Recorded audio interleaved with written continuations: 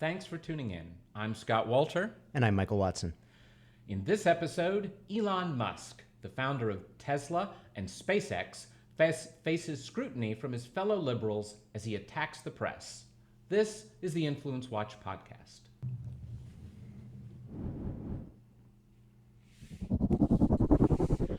Elon Musk, the businessman behind electric car manufacturer Tesla Motors, spaceflight venture SpaceX, and environmentalist energy company turned Tesla subsidiary SolarCity, has enjoyed all kinds of positive press from the mainstream media over the past several years.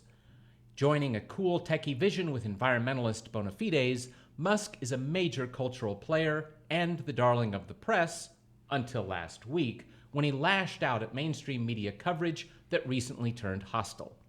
Despite enjoying a $7,500 per car federal tax credit subsidy, and that doesn't include state-level subsidies, Tesla Motors is in financial difficulties.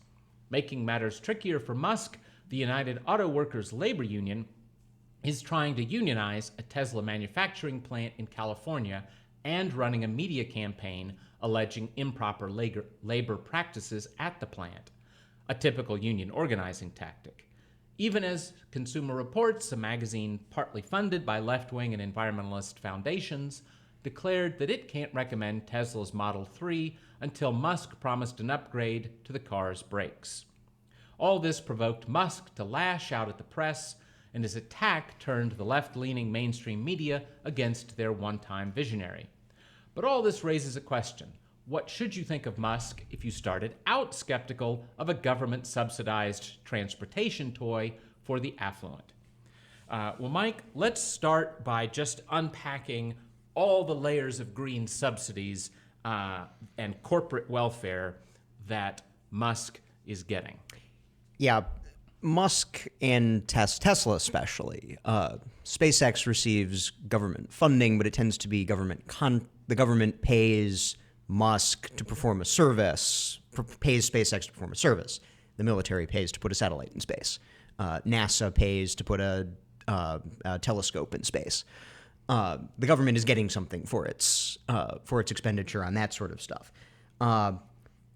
For Tesla, there has been a lot of just straightforward, here's some money. The LA Times tried to unpack it back in 2015. They estimated it was just under $5 billion to that point. Yeah, that's billion with a B. Yes, $5 billion. That number has probably increased, given that estimate is now 2.5 years old. And yet, the company has troubles. And yet, the company remains in some financial difficulties.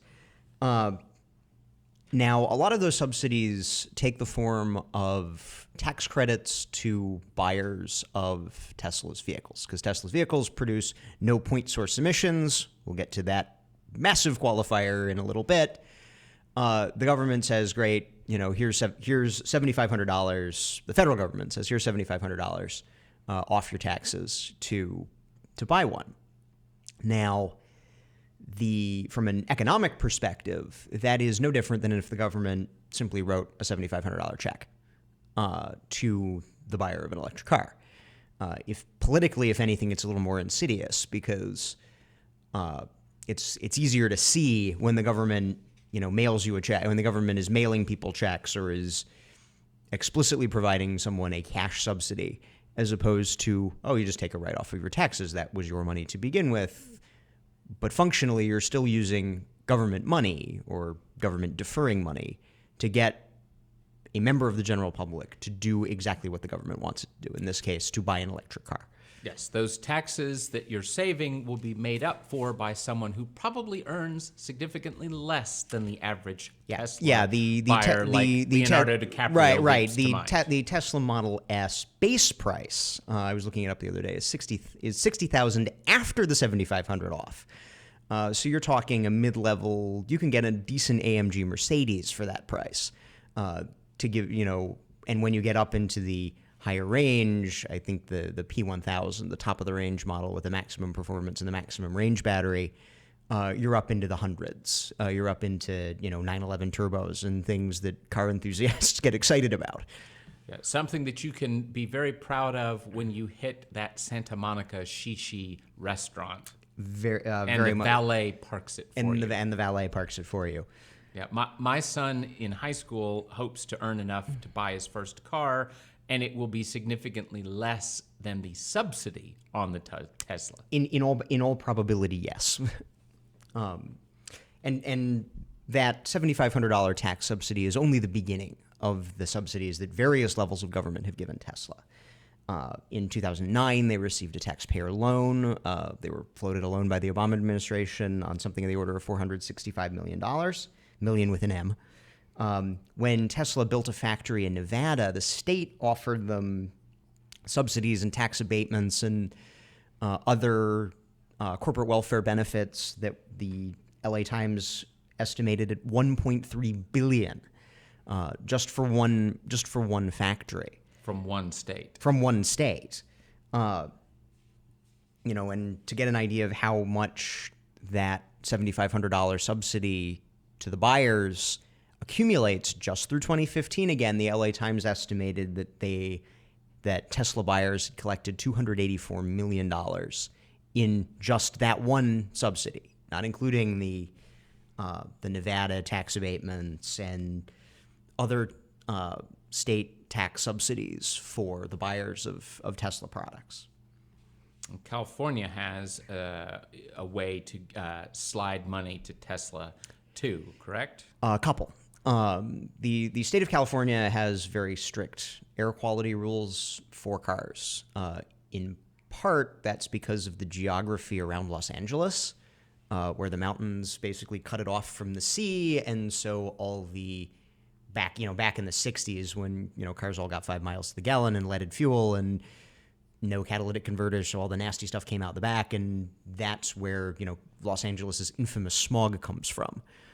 California responds by putting on its own air quality rules. It was grandfathered into the original EPA rules on car tailpipe emissions. California still gets to set its own rules because they had set rules beforehand. So now, as those rules have evolved, California now has a program, a sort of one of those cap and tax programs where California says there have to be a certain number of electric cars on the road, and automakers who don't produce a certain number of electric cars have to buy and sell tradable these tradable credits to make the correct number of electric cars. Tesla makes only electric cars, so they collect a lot of credits that they can then go ahead and sell to among Honda. Right, now they just introduced one, but in past years, Honda had not made a plug-in electric vehicle. So Honda would have to go to Tesla or would have to go to somebody else who was making a large number of electric cars and buy them to continue selling cars in California. Yeah, and these subsidies are so valuable to the company's business that they even include them in their advertising, don't they? Yeah, when you go to Tesla's website and when you go to these high-end car websites, you can, in fact, even low-end car websites, you can build your car, put in a bunch of options and see, oh, okay, how much, you tell me the base price, how much for the nice one? Well, in the fine print on Tesla's, and they always quote your price, they always quote you an MSRP. In the fine print on the one you get on the Tesla website, it tells you that the list price is, quote, after estimated savings. And of course, the most prominent of these estimated savings is the federal tax credit. Because if, again, they would rather sell you the same car at $60,000 than at $67,500. You can start tacking on options to your AMG Mercedes at $67,500 that, 60, oh, okay, well, makes it look like a more competitive product, despite all the problems. And Tesla Motors is not the only Elon Musk company that gets all this nice taxpayer gravy. No, until very recent, the tax credits were scheduled to expire in 2017.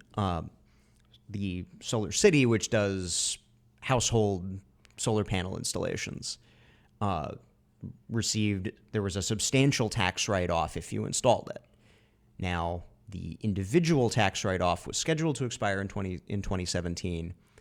The business tax write-off shrank for installing these products. Now, again, Musk sometimes will say publicly that he wants these subsidies to be phased out, that they don't actually help his company. That kind of conflicts with his lobbying record. Yes, it's not small either, is it? You're into the, I believe in 2017 or 2016 they were in the six figures. They were retaining very high-powered lobbying firms up until 2017. The Podesta Group, which we discussed in our episode about the Center for American Progress, very closely aligned with the Clinton family and with people who were very closely allied with the Clintons. The Podesta Group was one of the firms which Tesla retained. In 2017, after something happened, the Podesta Group were no longer retained by Tesla. And we'll get into that discussion later.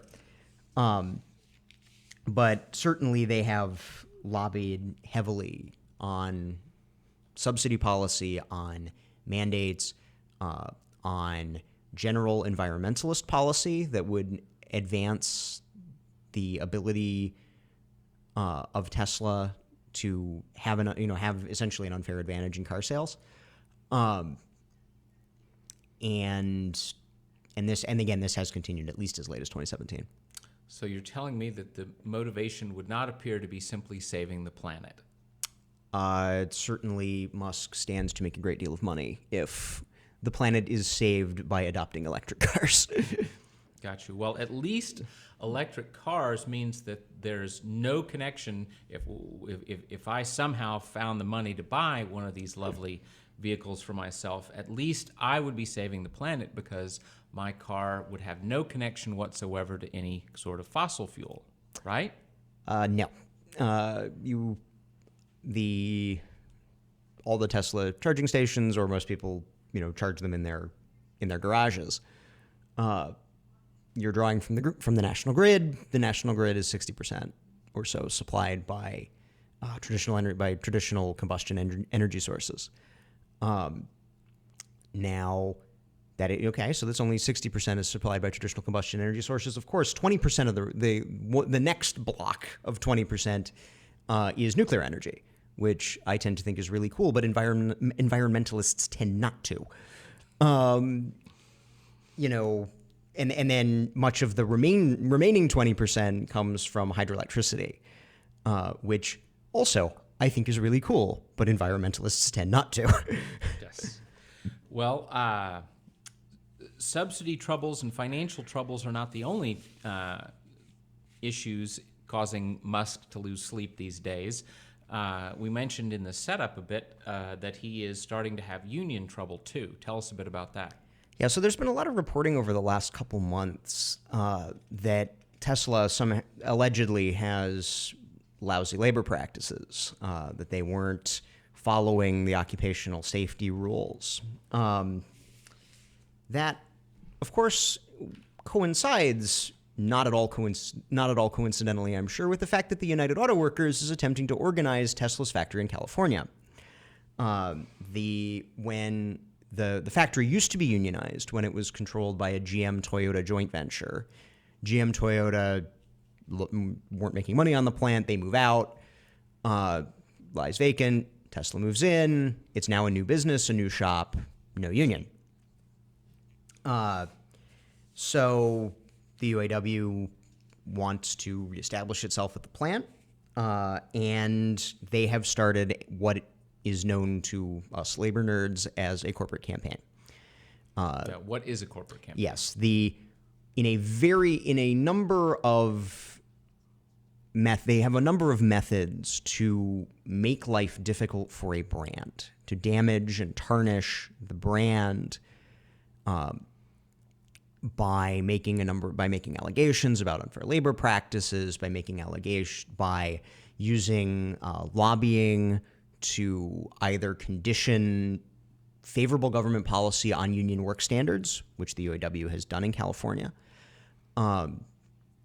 by filing often frivolous National Labor Relations Board complaints regarding working conditions, by public demonstrations, by media outreach on the union's allegations. So how this has gone is going down at Tesla in California.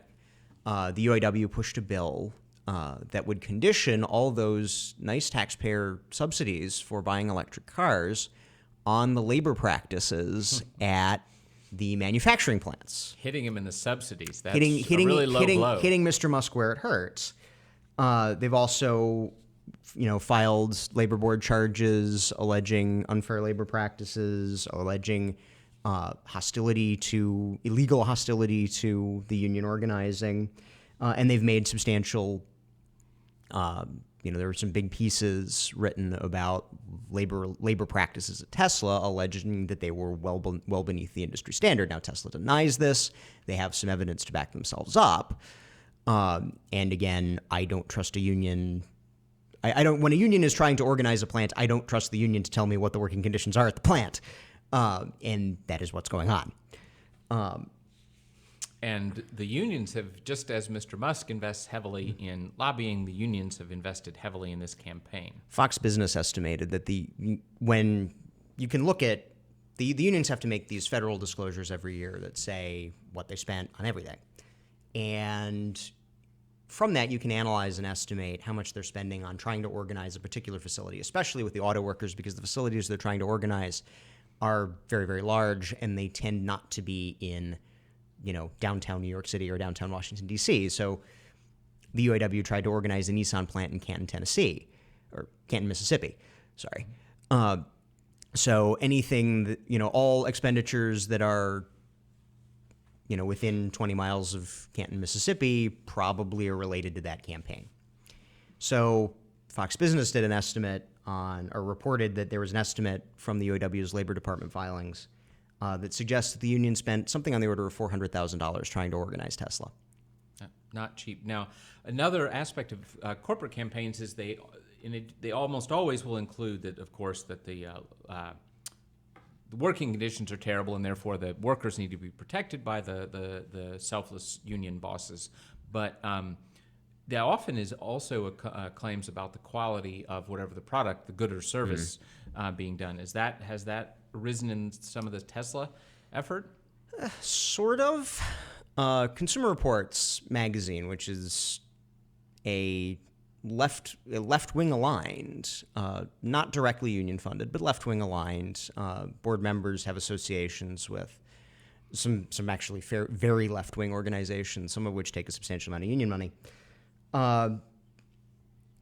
Does car reviews, and a lot of people really trust those car reviews. And their initial review of the Tesla Model 3, their kind of standard sedan vehicle, is generally considered by analysts to be the car that will sink or swim the company. If they hit their targets on sales and their targets on production for the Model 3, they can make it. If this is the lower rent version, this right? is not the Leonardo DiCaprio. This is not the $60,000 base Model S. This is they say they want to get it down to $35,000. After, again, all prices are after you, the taxpayer, paid $7,500 to whoever bought it.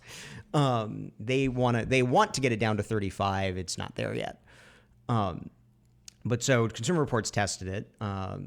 Again, apparently it's braking underperformed, which one might expect when you pack a heavy amount of not lead acid, when you pack a heavy battery pack in a vehicle. It's heavier than it looks. But apparently the brakes underperformed.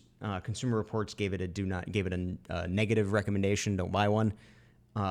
Now, later, as we were preparing for this podcast yesterday,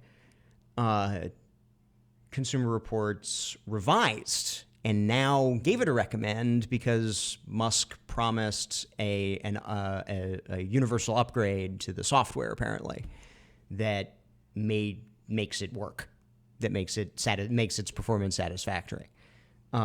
So Consumer Reports is on, they're conflicted on both ends because they take a substantial amount of money from environmentalist foundations. They get money from California Endowment. They get money from the Pew Charitable Trust. They get money from the Energy Foundation, which is the big anti-natural gas funding source. That itself takes the money from Hewlett and Packard and Pew and Right, various from other places. all the big, that it's a funding vehicle for bigger environmentalist foundations. So, I would not accuse them of revising it to satisfy their donors, but the potential that Consumer Reports, wouldn't want to hit somebody with environmentalist bona fides too hard, is always a possibility. And then, of course, it also has conflicting ties to more distant conflicting ties to labor, as this UAW corporate campaign is ongoing. So, that just kind of shows you how this influence can work in a media capacity, even with ostensibly nonprofit media that takes no corporate funding, so that it tries to remain as neutral as possible. Well, it's taking ideological funding, it's taking interest group funding, its board is stacked with people who are tied to all sorts of other entities. There is no such thing as no conflicting interests. Yep. Well, you mentioned media, and of course, the next thing we should talk about a bit is Mr. Musk, who had been a media darling, is not having such happy relations with the press lately. Yeah, now he's fighting them. In part because he's now getting hostile coverage, in part because of the UAW corporate campaign, in part because of the initial negative review from Consumer Reports, in part because the financial performance of Tesla has not been what Musk has promised. He last week went on a pretty substantial Twitter tirade against the media as an industry. He at one point said, I should create a website that tracks journalists' credibility. We can call it Pravda, after the Soviet propaganda newspaper. Now, whatever you think of the press, this is an interesting heel turn from Mr. Musk, as the press has turned on him. Yep. Well, let's switch to his broader influence network. And as always, we want to remind folks that InfluenceWatch.org has extensive material about the entities that we're talking about. There's an Elon Musk entry, there's a Musk Foundation entry and whatnot, where you can go for more information. But sketch out for us a bit the Musk Influence Network. So the Musk Influence Network is actually a good way to think about all sort of corporate influence networks, just kind of in a smaller version.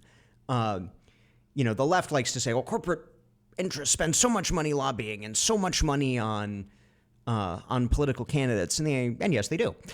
But how they do it is very different from single-issue ideological entities and labor unions. Single-issue ideological entities, Planned Parenthood, the NRA, tend to be, 90 plus one side or the other, because one side represents their issue in the way that they favor. Labor unions, similar. 95 to the left. 97, 98, 99, and 100. In some cases, 97, 98, 99, 100. Business, 60-40, 70-30, 50-50. And the reason that you do that is to ingratiate yourself, regardless of who wins or loses, to have a seat at the table no matter which way things go. So Musk actually, according to followthemoney.org, which tracks state, federal, and some limited local giving, is pretty close to 50-50 in his political candidate and committee giving. Now, given the opportunity to make a straightforward contribution that would serve his financial interests, he gave money to a California ballot measure campaign in 2006 that would put a requirement for so-called renewable energy, which includes solar city. And again, in the case of Musk, this attempts to ingratiate himself to, regardless of who won, His foundation was a donor to the Clinton Foundation, but then after President Donald Trump was elected, he sat on a couple of the initial business advisory councils until Trump made a decision that probably could theoretically hurt Tesla Solar City's business by withdrawing from the Paris Climate Treaty. Which is to say, lessening the pressure on and how that would operate is because theoretically the Paris Climate Treaty could evolve into a binding cap on carbon dioxide emissions. That would make conventional motor vehicles, would have to either be taxed or, again, the French have said by 2040 they are not going to permit gasoline-powered cars. Now, we'll see whether that actually happens. Yes, I'll take that bet. But, theoretically, they could even be regulated out of existence, which would benefit Tesla as a manufacturer of premium non-petrol cars. Yep. Now, he also has his own foundation with around $50 million or so in assets, I believe, at most recent count. And that too helps his business interests, doesn't it? Yes. The Musk Foundation makes contributions to environmentalist groups. The Sierra Club Foundation, the 501c3 education arm of the 501c4 lobbying and advocacy Sierra Club. The Natural Resources Defense Council, where DiCaprio's on the board of that, right? I think that's right.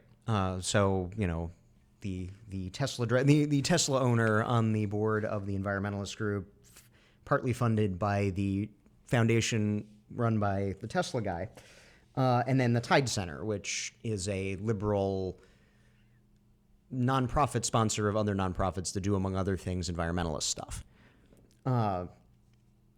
So by supporting all these advocacy groups, they then pressure state governments, the federal government, to advocate for policies like subsidies for electric cars, like subsidies for solar energy that benefit Musk's business. Yep. And you mentioned earlier that he has given significantly to some Democrat lobbying firms like the Podesta Group, but he also has tried hard, and this is a part of a much broader trend of environmentalist interests trying to sway Republicans, because if you can peel some Republicans away from right. I mean, this is how business influence operates. Sometimes at the federal level, in recent years, sometimes the Republicans win and sometimes the Democrats win. And if you're all in on one side or the other, if the other side wins, then you get hurt. So, and again, this comes out after the 2016 election. The Republicans have won. The Republicans are considering a substantial rethink of the American tax code, which, when a substantial part of your business is subsidized by tax code subsidies, that's a lever that you want to make sure doesn't get pulled. And so, how do you ingratiate yourself with Republican members of Congress?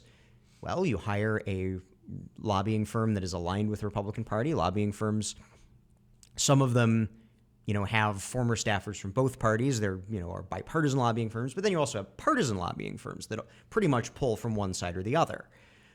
Podesta Group on the Democratic side, before it folded, was a good example of this. And so, okay, well, the Republicans are in charge now. We need them to trust us. So fire the Podesta Group and bring on a Republican-aligned lobbying firm that hopefully the Republican members of Congress who used to employ these Republican lobbyists will listen to.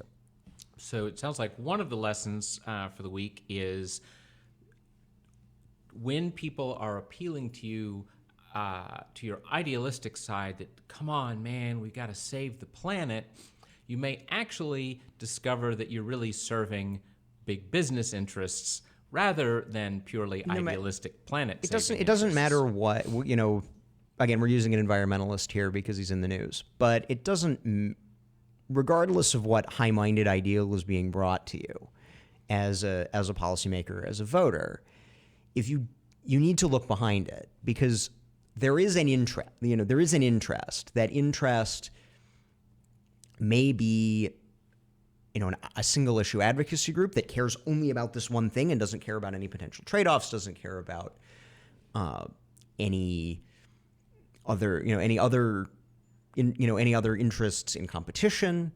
It may be a corporate interest, like, say, Elon Musk, which is looking for government favor. It could be a labor union which is trying to organize itself and get more, and get more members and get more dues revenue and get more compelled agency fees in states like California. There rarely are motives that are pure. Yeah, and that's the way it's always been since since Andrew Jackson tried to break the Bank of the United States. Yes. Well, or Samuel Johnson 2 centuries ago said all motives are mixed. So all motives are mixed. That's one lesson is don't let folks manipulate you too easily with beautiful, perfect sounding idealistic talk, because probably there are corporate interests on both sides of any issue.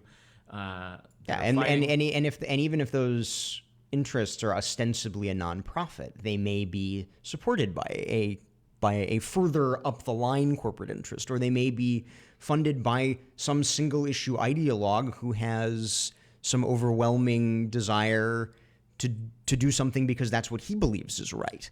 Yep. But there's probably another lesson in the fascinating messiness of the Elon Musk situation, and that is that your enemies may or may not be your friends. Right. Other people this week, who many people in the case of Roseanne Barr on the right, thought, oh, this is my adversary's adversary, or more my friend's friend. Well, lo and behold, do you really want to tie yourself to a 9/11 conspiracy theorist who has had pictures taken of herself in a Nazi uniform putting gingerbread cookies in an oven, when she then comes out and says something horribly racist about Valerie Jarrett, whatever you think of her? Maybe you shouldn't have tied yourself up with that. So now here comes along Musk, who, making some very Trumpish noises, goes hard after the press. Well, he's still who he always was. He's still the subsidy farmer out in California, with generally social liberal views, with generally heavily environmentalist views. Now, does that mean that we need to trust all the attacks on him? Well, again, all the labor stuff, his labor practices stuff is probably being mostly driven by the United Auto Workers, who have a vested interest. And are not known for their precise accuracy. Yes, the manufacturing unions are not known for their probity typically. And again, their interest is to do brand damage until Musk says, okay, fine, I'm not going to continue advocating to my employees not to unionize, which he has done publicly. And then, Consumer Reports comes out and gives the Tesla 3 initially a negative review, then semi-withdraws, or declares the core fault in the negative review to have been satisfied, therefore giving it a positive recommendation. They're all sorts of conflicted. They have environmentalist funders who may wish to see Tesla and the electric car as a concept advanced further than maybe it necessarily deserves to be at this point in its development cycle. And again, they've taken money from the Ford Foundation, which has ties to both environmentalists and labor, both sides of this mess. Pew Charitable Trusts, who are pretty environmentalist, and then we mentioned the California Endowment and the Energy Foundation, which are both fairly strongly environmentalist. There sounds like there is no substitute for being very sober. There is and no parsing all of the different. There is no substitute for giving everything a close and skeptical reading, and taking stock of the conflicting interests. Yep. Well, as always, you can learn more about those interests at InfluenceWatch.org. That is our show for this week. If you're listening to this on iTunes or Stitcher, you should know that we broadcast a live video version at 10 a.m. on Thursdays on Facebook Live and YouTube. You can find our pages by searching Capital Research Center.